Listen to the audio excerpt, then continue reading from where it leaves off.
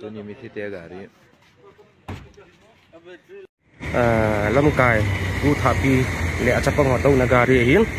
ตัวอินพลีสเตชันapaนินก็หินปูวินกาดิก็หินตัวลูวิน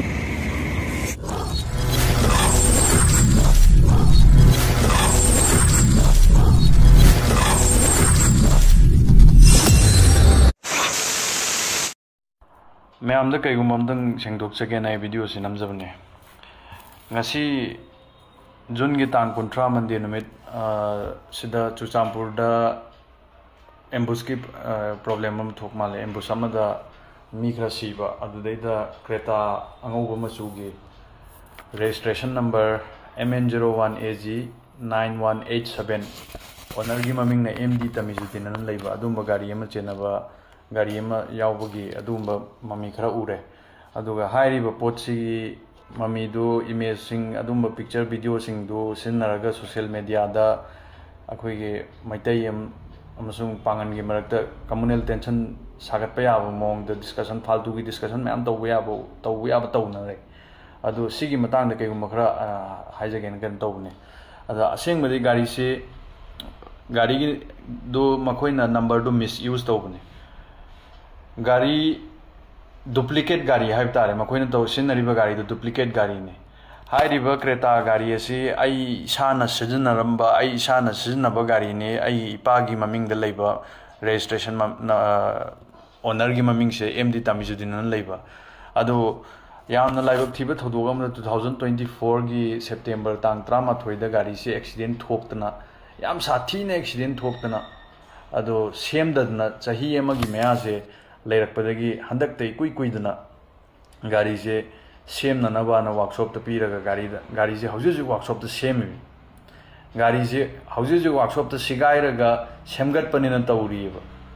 अदुगी गाड़ी की एवरीथिंग गाड़ी के RC बुक तगी गाड़ी की शो तगी एवरी गाड़ी की रिलेटेड एवरीथिंग एवरी डॉक्यूमेंट लोइना एवरी मटेरियल अखोइदा लोइना लई अदुना हजिक हाइरिबा मखोइदा चुचामपुर कांगू चुचामपुर की मीसिंग सिनरमैबा कांगू हुएबर मीसिंग दुगा अखोइगा करिगुंबा हिरम अमदत मरी लेनदे अदो मखोइदा मखोइबु कनानो खंगबसु लैते मखोइदा पीखिबसु लैते योनगिबा हाइनगिबा व्हाटएवर करिगुंबा अमता मरी लेनदे मखोइना इलीगली मिसयूज तौबने करी करम मोंगदा कमाइना मिसयूज तौबनो हाइबदे अखोइसु खंगदे अदुना सिगुंबा फालतू की कैनोसदा अचुम मरान सुगंग खंगदना हेक्ता फेसबुक दा सोशल मीडिया दा any kind of social media platform दा इंस्टा ओबे फेसबुक ओबे यूट्यूब ओबे सेहिदा सिगुंबा फालतू की आर्गुमेंट तौनबा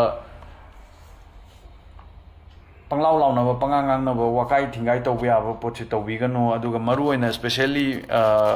पेज अमा अखोइगे एन्जॉय एवरी मोमेंट हाइबा पेज अमा दा मागी वीडियो गा फोटो वीडियो अमसु थागत पोइ अदुगा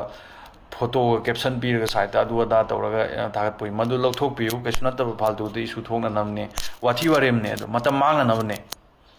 अदु दैदा डिस्कशन तौरगा मतम थाजन बदो मतम मांगना नबने अरेम पोटने मरमने मखोइना मदो